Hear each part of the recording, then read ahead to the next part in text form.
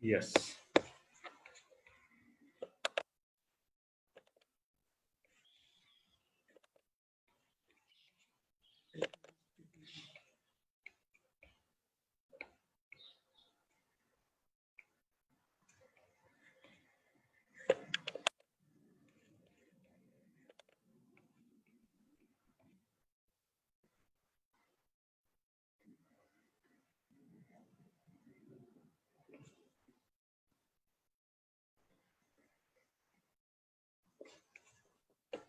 Sometimes it's like it's this this has a little bit issues.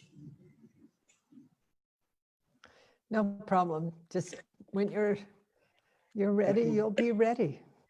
I think we are ready. Okay, we are live streaming on Facebook now, Venerable Roshi. First of all, I would like to welcome all the listeners of Ambedkar Caravan to this very wonderful event where a very special person is going to give a Dharma talk today. And as you know that we have been bringing to you a lot of people who talk about on the different issues, but today is a very special day where we are bringing to you Roshi Joan Halifax, who is a very important person in the Buddhist world today. And you won't believe, looking at her enthusiasm, that she is now 80 and she has been practicing Buddhist for a very, very long time. And her approach to Buddhism is meditative, as well as her approach to Buddhism is very socially, I would say even politically engaged. And she has been teaching and learning for a long time. At the same time, she's not just sitting on the cushion and practicing. She's also going out in the world. She goes to Nepal. Even at this age, she goes to Nepal and she tries to work with her friends there. And she's kind of completely immersed into the community life. She runs a very interesting program in America called in Upaya Jain Center. She is the Abbot, the head of the Upaya Jain Center, and she runs very interesting program where she trains young people in chaplaincy. And it has been one of the very remarkable contribution of Venerable to the burgeoning Buddhist movement in America.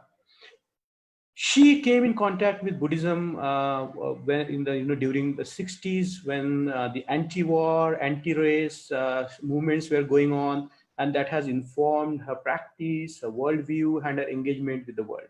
So she is also involved in how to transform this structural violence that we see in the form of the race, the form of caste, in the form of gender, how that can be transformed and so directly to those who are suffering. So she brings something very, very unique to the Buddhist world today. The title of a talk is very interesting, and I would just read out the title of the talk before I formally welcome Venerable. So her talk will be focused on the topic title called Meeting the Buddhas in Our World Today, Social Engagement as a Path of Compassion and Courage.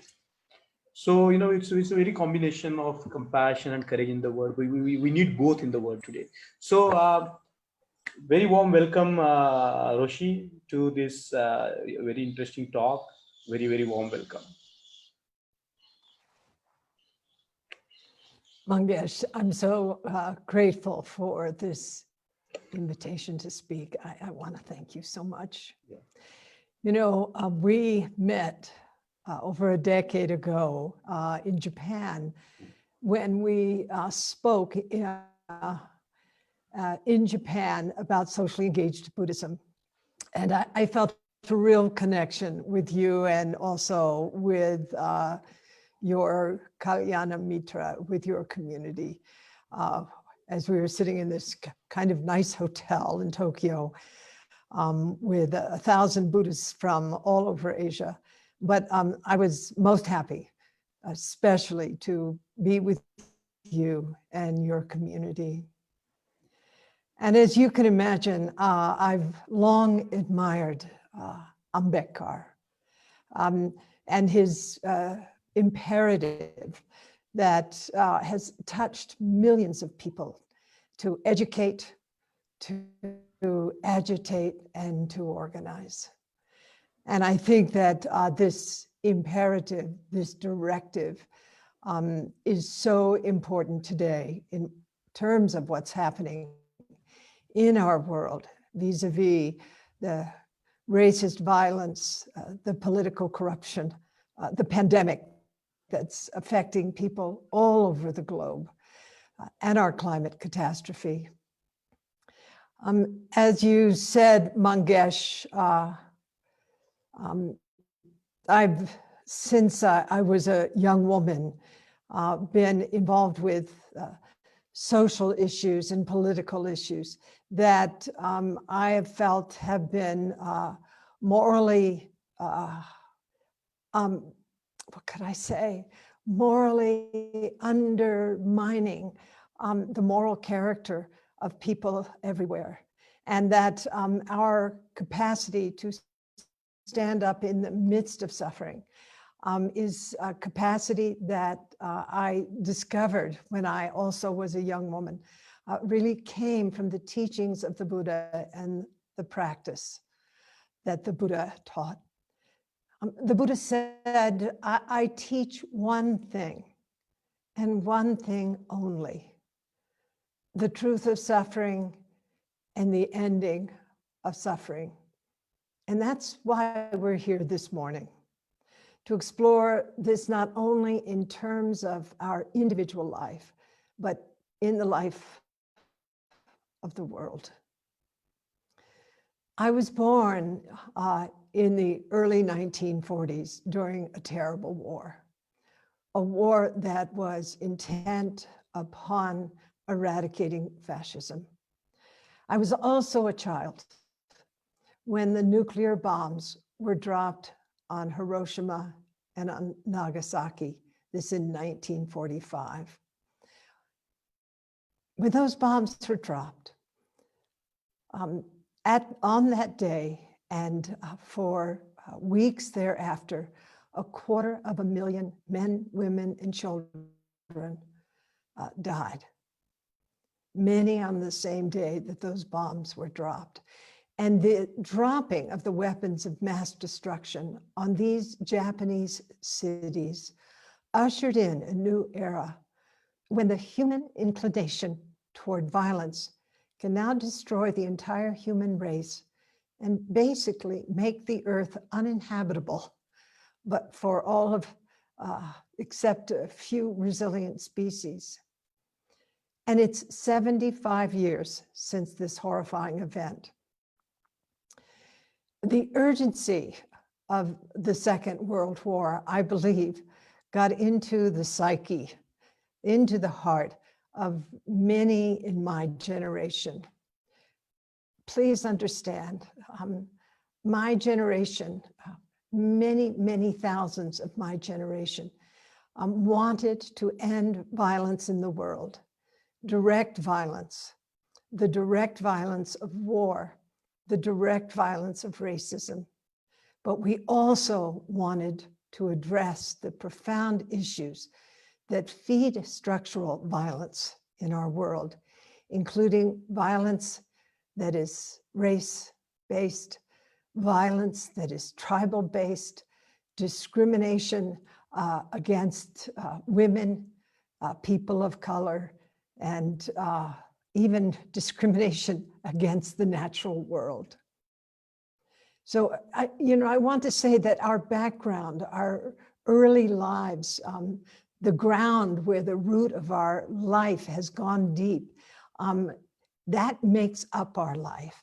And I think that the community of which Mangesh is a part, the community that Ambedkar nourished with his vision, is a community that has the power to be a force for good in terms of social transformation.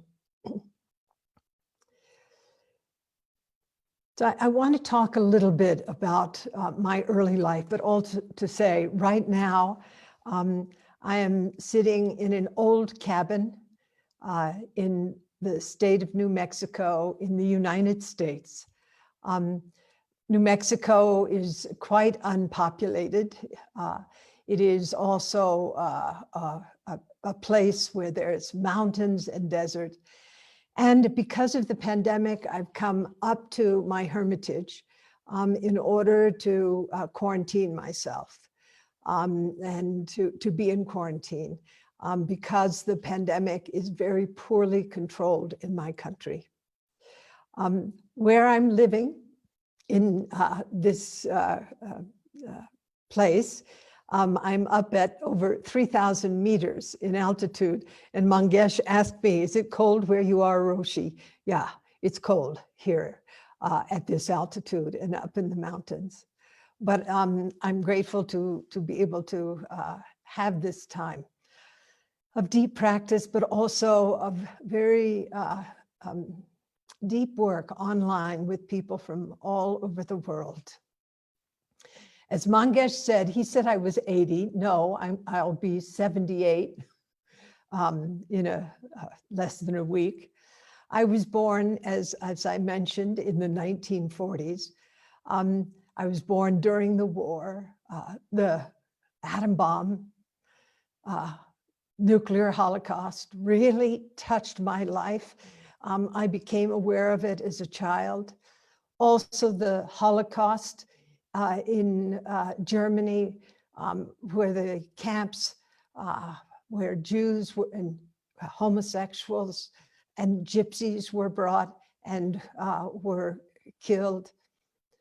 The creation of the United Nations in the 1940s also gave us a kind of hope that there could be world peace. And then Gandhi was shot. For many of us in our country, he represented a force for peace. I remember also being a girl in the 1950s, a young woman in the 1950s, where mass media, television became something that was everywhere, but also there was a lot of denial. And that denial around issues related to race in my country, the United States, but also in your country. And Ambedkar had brought this into great visibility in India. And his efforts also became a source of inspiration for us in the late 1950s and also in the 1960s, where the pernicious racism in our country became something of many of us worked to transform in our work in the civil rights movement. I think that people my age, when we were in our 20s, this was in the 1960s, were basically heartbroken about the world. And we were not only heartbroken, but we were also angry. And I discovered Buddhism in the mid-1960s. I'm so grateful because it was a way that I could temper my temper and to engage in the civil rights movement and as well in the anti-war movement, particularly in relation to the war in Vietnam, through a perspective, through a view that was basically Buddhist, a view of nonviolence in the world. In the 1970s, one of the important forces in my life was feminism. How it was essential for women to stand up and send their voice in the world, that women were a force for change in the world. And I say this to you, women who are listening today. I appreciate the collaboration from men. I appreciate the support from men, but women, how we raise our children and how we send our voice in the world. I believe, as we're seeing today in terms of women who are leading countries like New Zealand, for example, women who are leading countries from a base of love and compassion, very important. And also in the 1970s was the first Earth Day. And this was a day when we recognized as a global community our responsibility to take care of Mother Earth, to end violence toward the earth, to end the exploitation of what we called natural resources. These are not resources. This is our life, our very life. And so many of us from the 1960s and 1970s, and I call this out to you as well, because you understand as Buddhists the power of interbeing, of interconnectedness, of interdependence, of interpenetration, that without the earth being healthy, we cannot be healthy.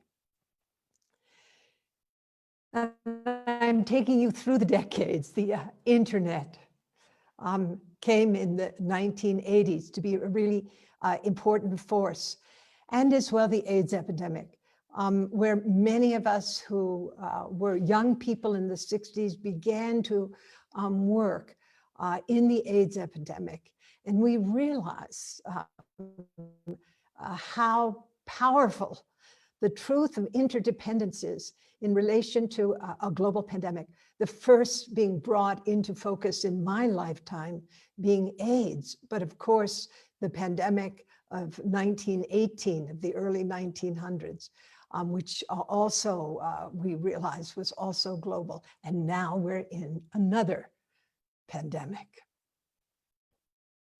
So in the 90s, we began to really touch the force of globalization and be touched by it.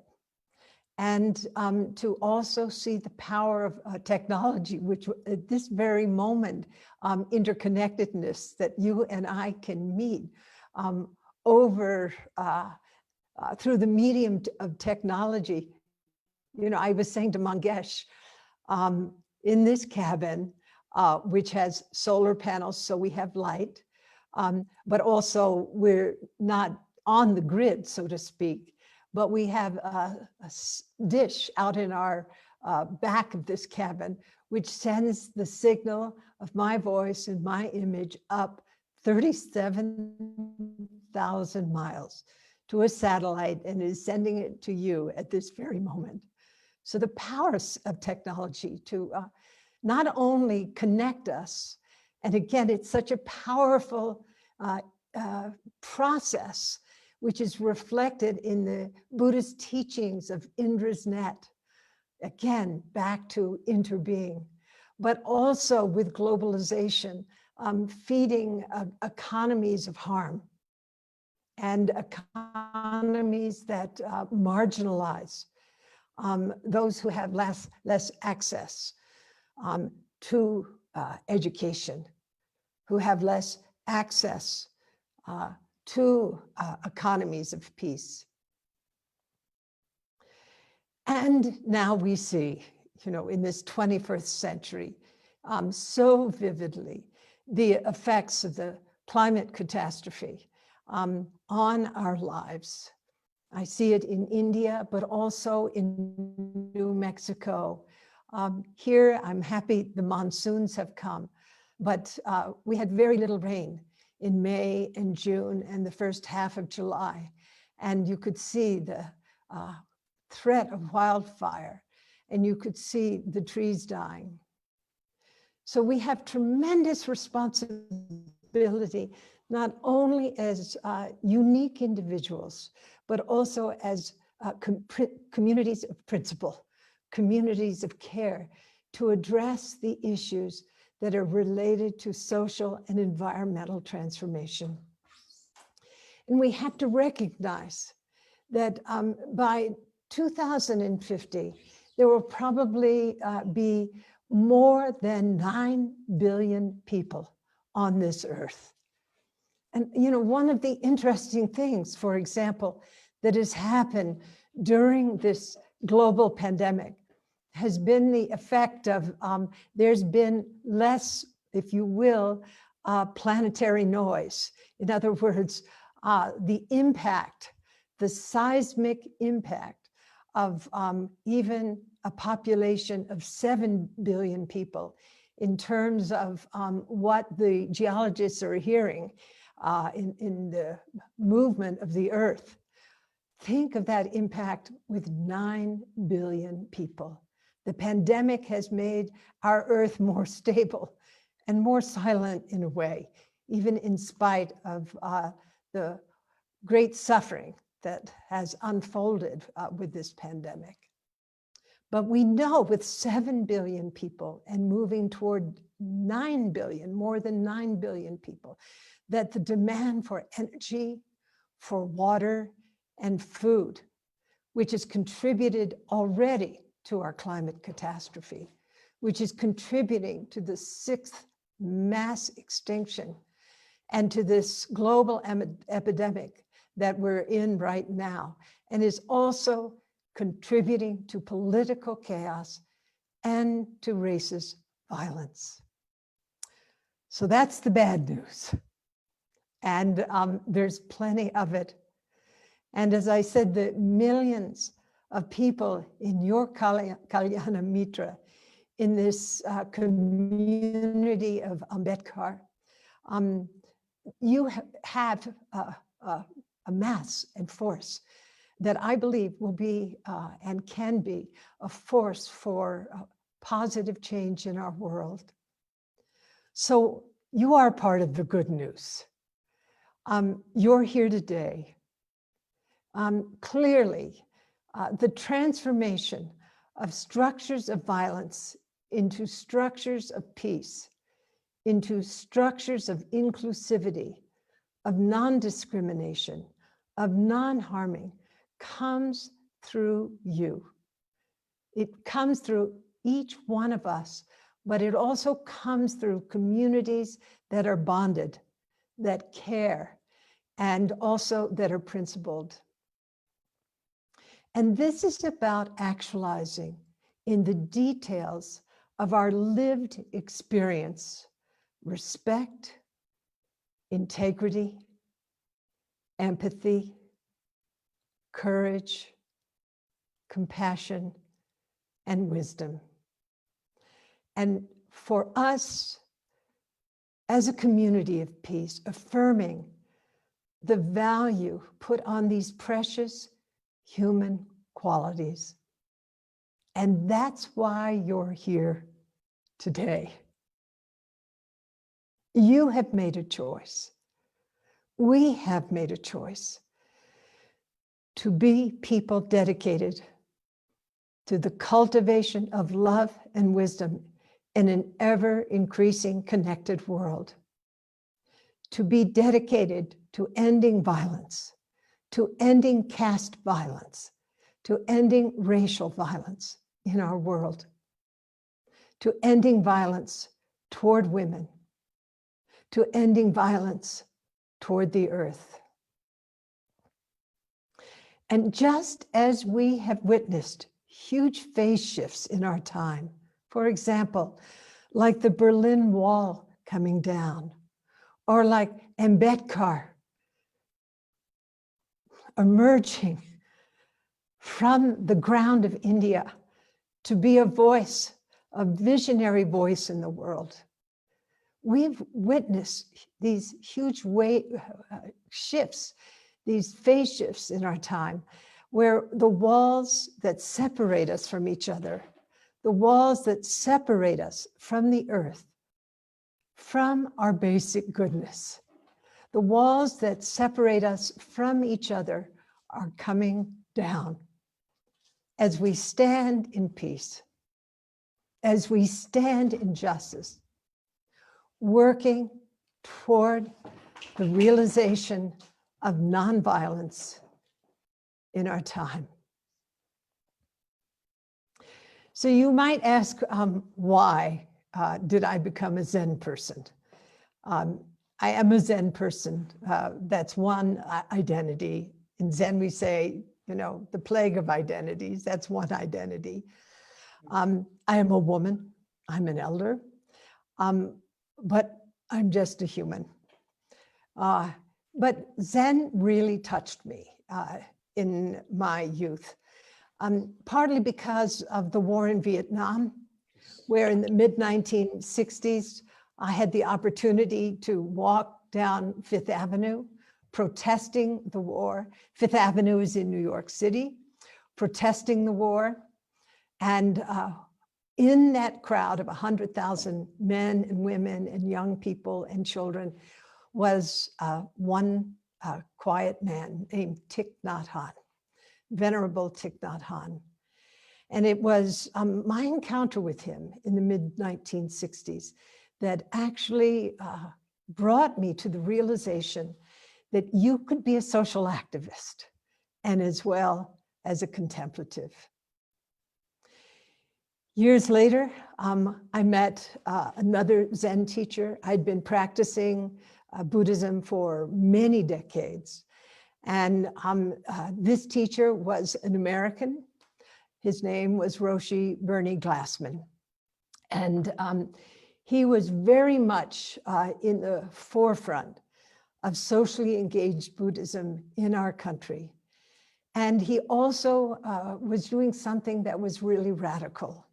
And that was meeting with hundreds of us in Auschwitz, a concentration camp in Eastern Europe, in Poland, where millions of Jews, where gypsies, and where homosexuals were being murdered. And we would sit in this concentration camp doing what is called a bearing witness retreat, hundreds of us, while the names of those who were killed in the concentration camp were being recited. And we would bear witness to the truth of suffering, but also to the possibility of the transformation of suffering. And this experience of bearing witness, of sitting in this charnel ground, was a way for us to actually live by vow, to affirm our vows, to be in a community that entered into a vowing perspective, which was about ending violence in our world. Bearing witness. And Glassman Roshi and his wife, Jishu Angyu Holmes, both now having passed over, both now ancestors, shared with me, and this was in the mid-1990s, their vision of a peacemaker order, which was based on 3 tenets. The first tenet was of not knowing. And, you know, in the West, we're very attached to knowing. We stand in our capacity to be well-educated and to use facts and data and information in a way as instruments of power. They can also be instruments of positive power, of transformation.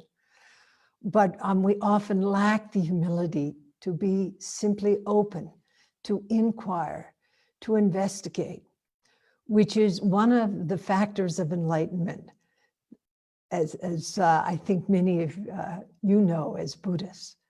What is it to really rest in wisdom, in not being super conceptual, but to be open to things just as they are, and to look in a fresh way at reality as it is, not knowing. And then the second tenet that Glassman Roshi and Jishu Angyu Holmes shared and taught, that was the tenet of bearing witness. And this is what we did in Auschwitz. What is it to bear witness? Bear witness to the suffering in the world. Bear witness to our own suffering. And as well, to bear witness to the joy in the world, to the goodness in the world. Bear witness. And from not knowing and bearing witness, then compassionate action arises, which is the third tenet. So this was really, these three tenets were really moving for me. As an anti-war activist, as someone who's been engaged in issues related to the ending of racial violence in my own country, of working with dying people, of working as a volunteer inside the prison system. What is it to sit with not knowing, with bearing witness, and then to act, to engage in compassionate action in the world? You know, the Buddha said, my Dharma is swimming upstream. There's a powerful tide against which we are swimming now. But I believe in the strength of the Dharma. I believe that we can reach that other shore. I remember during the war in Vietnam, a man who ran for president, he didn't win, but he was a powerful voice for nonviolence in our world. His name was A.J. Muste. He would stand in front of the White House night after night with a single candle, a single lit candle, protesting the war in Vietnam. Many nights he was all alone. A reporter interviewed him one evening as he stood in the rain, shielding this candle. And the reporter said, Mr. Muste, do you really think you're going to change the policies of this country by standing out here alone with a candle? And Muste replied, oh, I don't do this to change the country. I do this so the country won't change me.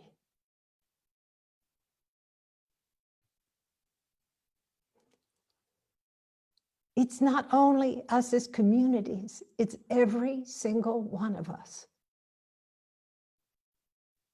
We must stand in the principles of nonviolence that the Buddha taught. We must stand in love, in compassion. We must stand with sympathetic joy in relation to the well-being of others, and we must stand with equanimity. This is what the Buddha taught.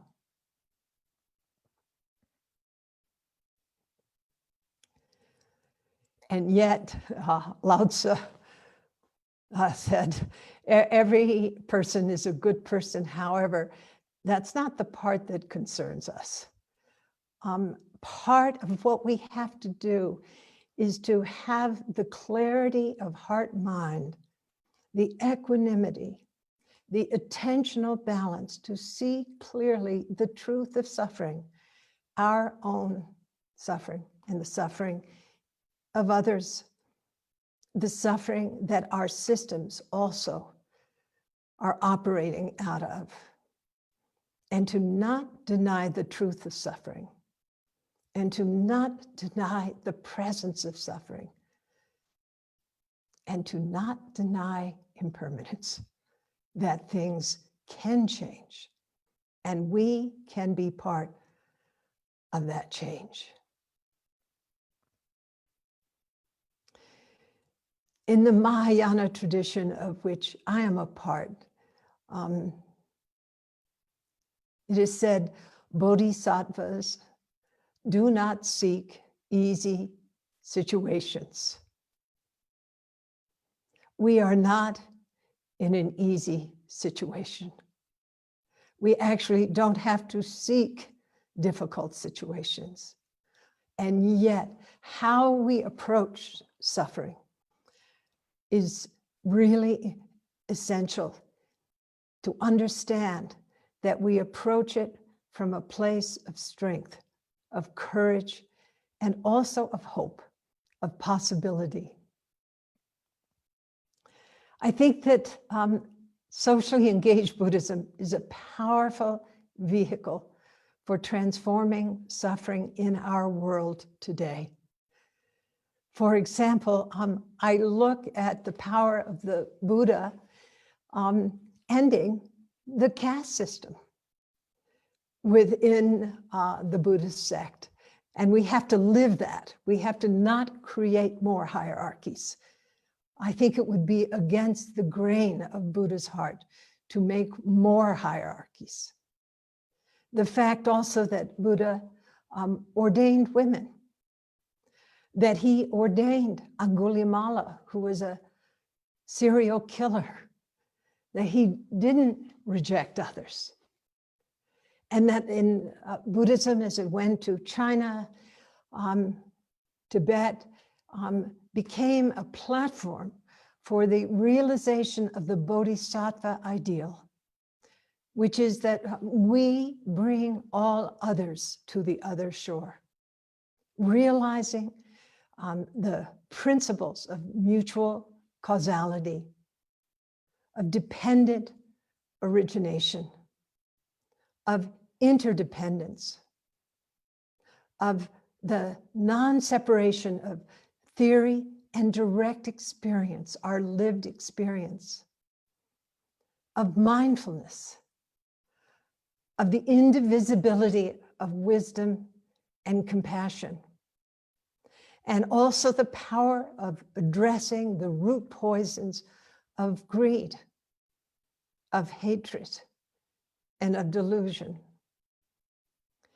And we as engaged Buddhists apply the insights that arise from our meditation practice in this experience of social transformation, of political transformation, and of addressing environmental and economic suffering and injustice and the relationship between these three. So I want to say just a few more things. I believe that the path through is compassion, the realization of compassion, of the seeing the deep awareness of the suffering of others and having the wish to transform that suffering. Compassion is the strength that arises when we perceive the true nature of suffering in the world and we're not separate from it. This is what Glassman Roshi says in terms of bearing witness. We are not separate from it. We're not a bystander. We are bearing witness to it. And also compassionate action. We aspire to transform it. And to every extent that we are able, we act to transform it. I believe that compassion is to have our heart engaged, not just to have our heart broken. Because if our heart is broken, there's a kind of aversion to suffering, but it's more that our heart is broken open to see the truth of suffering, to touch it, to be moved by it, and to let it move us. There are 4 aspects of compassion I want to briefly suggest at the end of this talk. One is from the Buddhist perspective to realize that we share both joy and suffering with all beings. We're not separate from any being or thing. And that we wish for all beings freedom from suffering. And that we respond to suffering, that we're there with it, and we act out of it. and that this is an act of fundamental intimacy, opening up to our basic humanity, and also having the capacity to live outside of time by being present in each moment. And having also the courage to work honestly with the qualities of heart and mind that are afflictive. You know, one of the great teachers of my life was the Reverend Martin Luther King, Jr. In 1967, he said, "Our only hope lies in our ability to recapture the revolutionary spirit and go out into a sometimes hostile world, declaring eternal hostility to poverty, racism, and militarism. This call for a worldwide fellowship that lifts neighborly concern beyond one's tribe, race, class, and nation is in reality a call for an all-embracing and unconditional love for all human beings. When I speak of love," said Reverend King, "I'm speaking of that force which all of the great religions have seen as the supreme unifying principle of life. Love is somehow the key that unlocks the door which leads to ultimate reality." This is what I believe we Buddhists mean when we say live by vow. The vow to love, the vow to end violence, the vow to end war, the vow to end discrimination, the vow to end racism, the vow to end gender violence, the vow to meet each other and each thing through love. This is what I have faith in. And I have faith that we can do this now.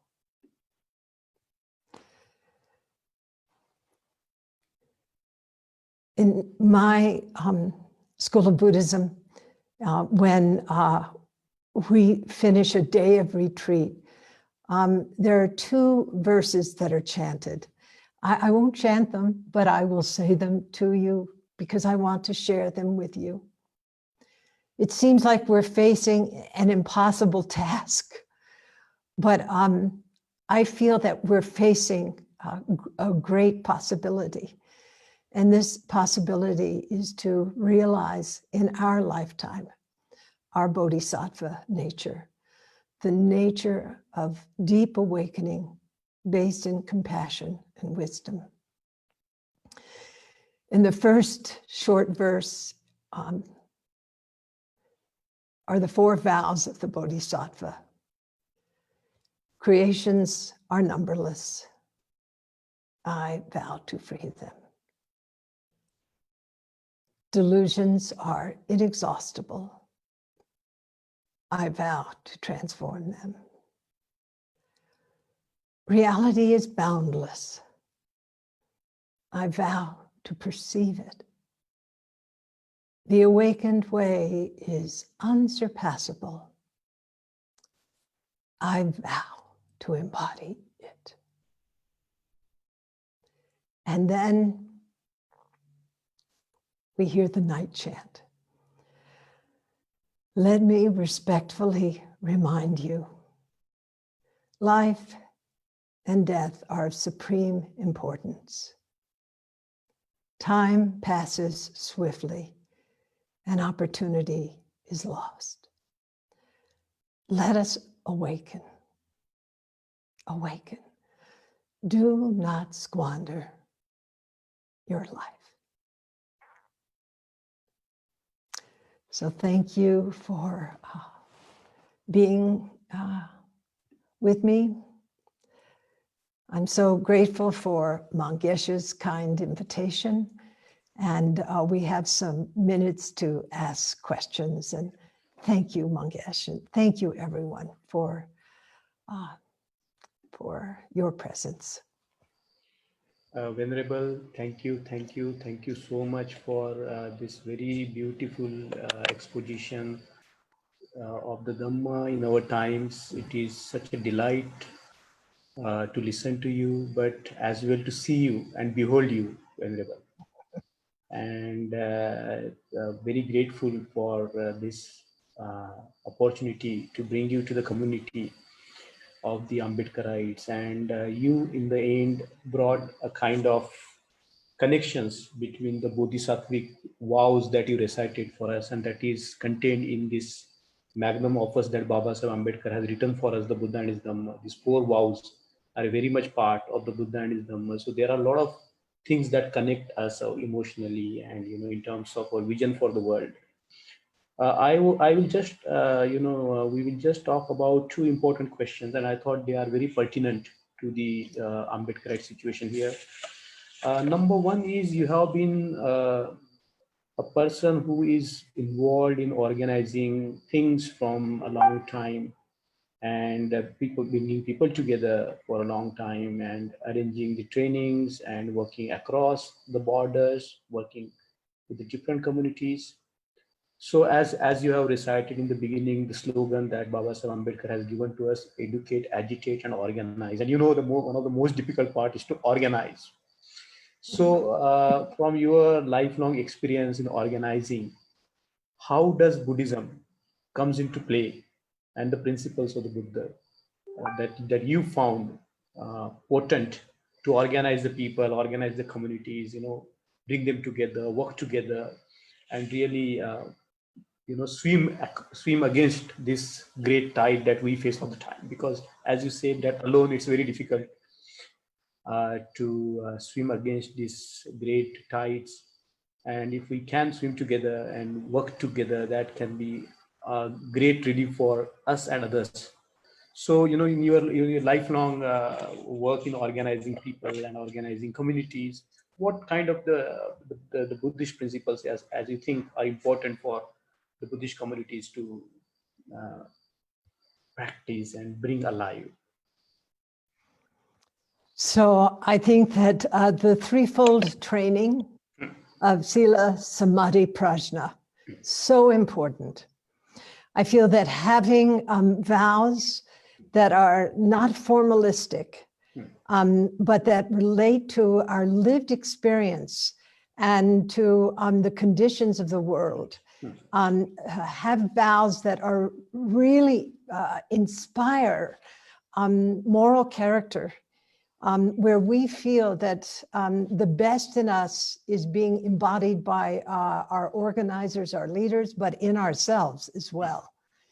And to not forget those vows, to remind ourselves on full moon and new moon and every day of the value of the vows, because when we live by vow, we're being Buddha. Those vows that the Buddha articulated are vows that exemplify what it is to be an awake, principled, loving, compassionate person, to be wise. And so these vows, Thich Nhat Hanh, he took the basic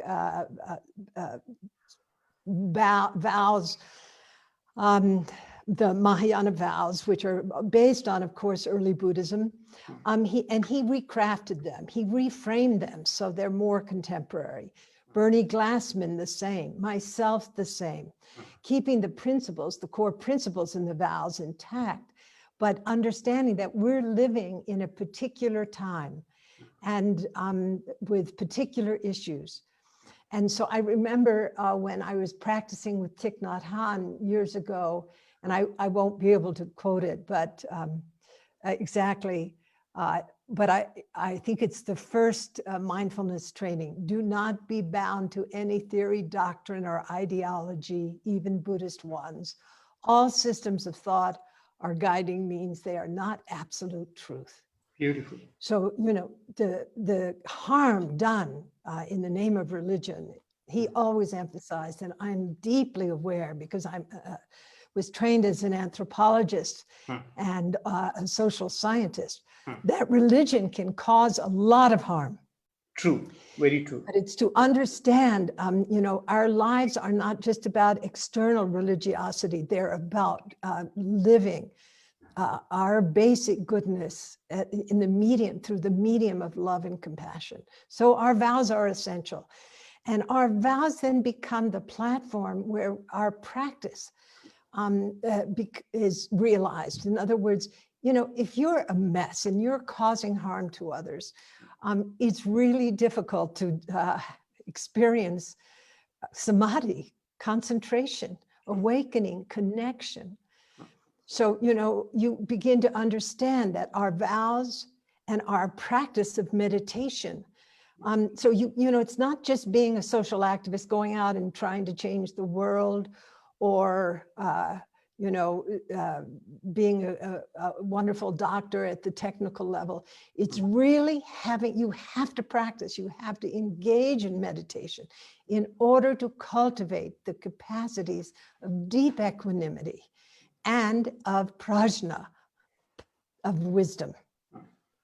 Because the deeper that your practice is, the more consistent, the more realized your practice is. Yes. The more you see interconnectedness, the more you realize your subjectivity, your sense of self is not just this little tight ball of I, but it's all beings, it's all things, it's women, it's children, it's elderly, it's people of all color, it's all species, it's our very atmosphere.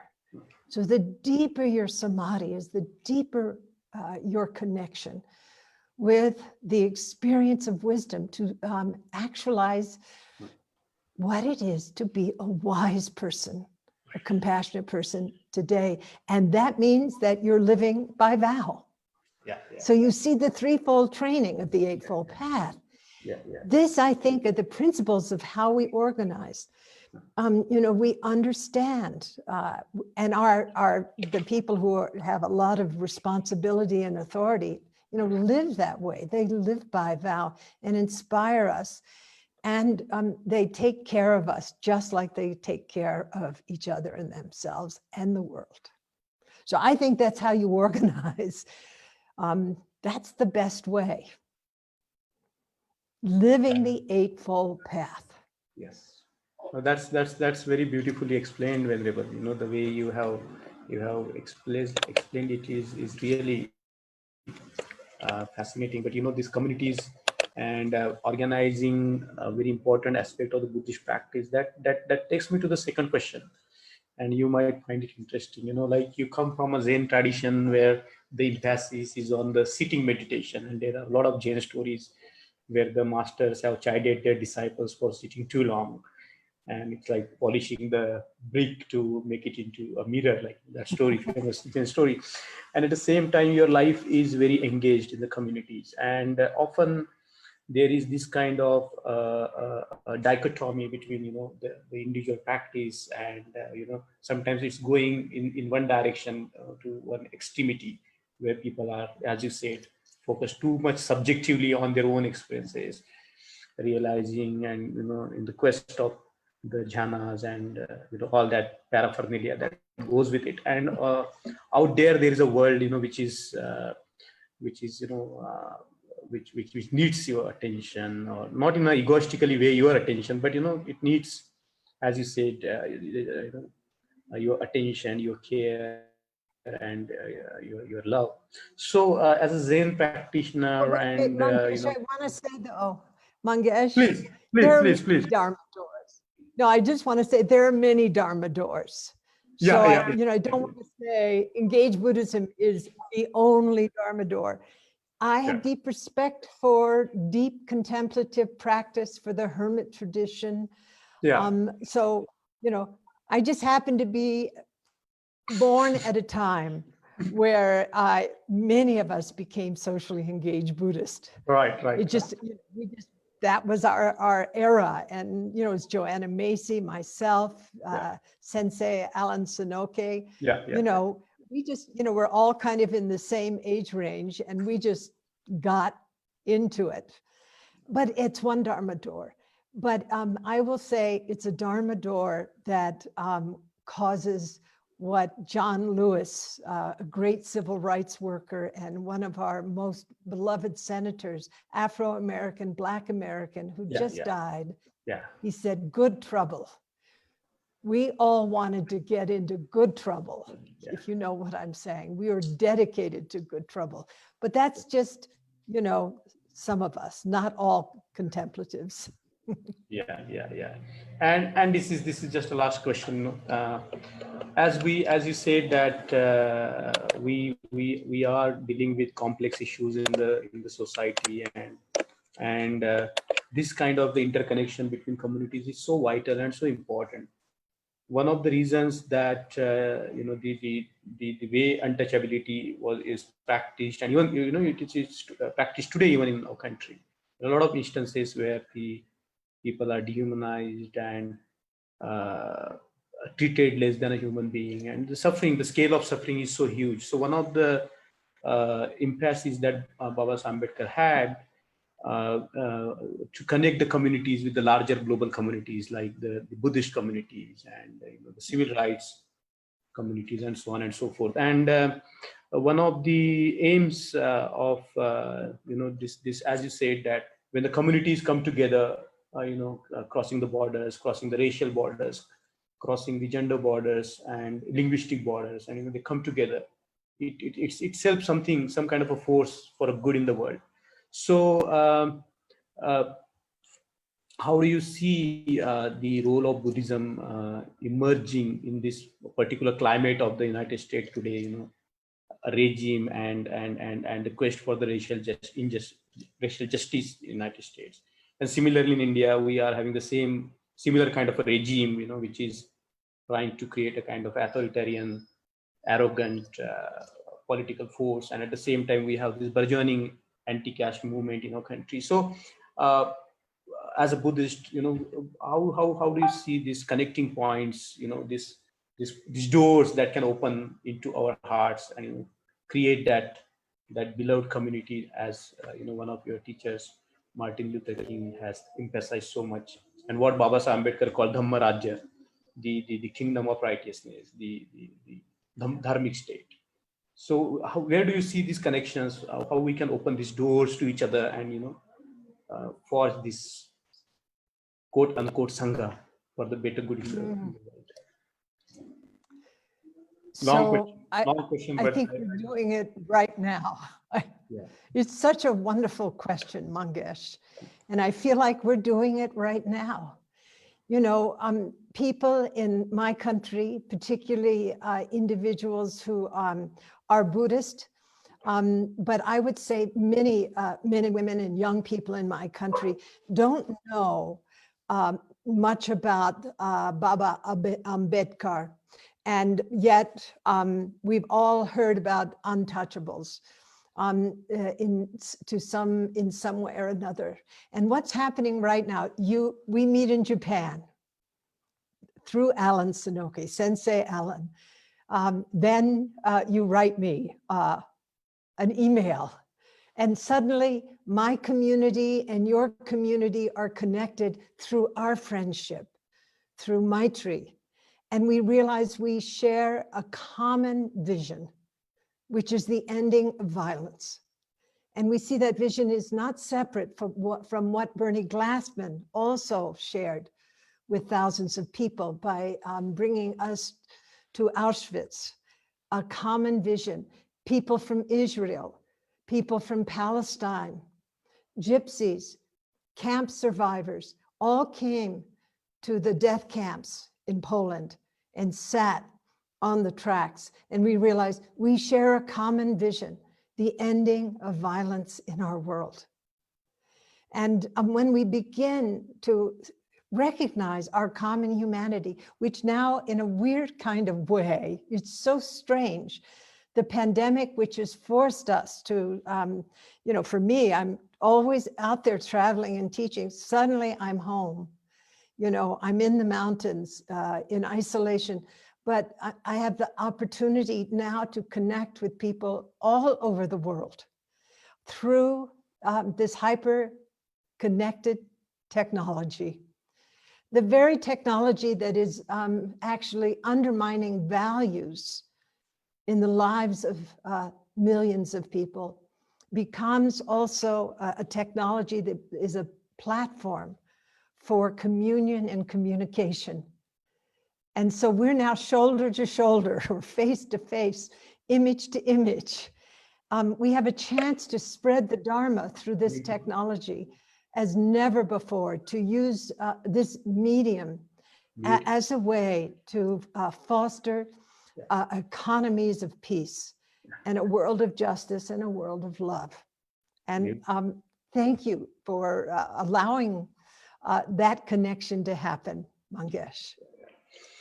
Venerable, this has been a very fantastic interaction with you, and I personally would like to express my gratitude to you for having accepted this invitation and creating an opportunity to talk to the larger audience. I see that there are thousands of people who have been listening to you, and it has been a wonderful, wonderful Dharma talk from you, and we would like to invite you again. But before I conclude formally, would you like to say something, some concluding words before we conclude this?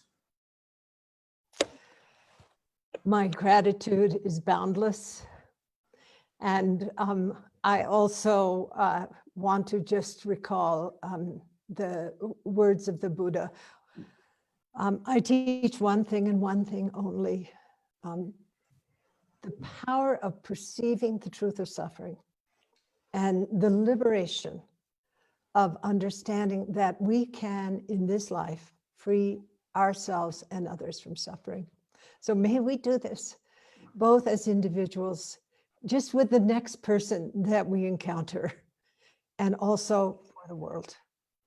Thank you, Mangesh. And thank you.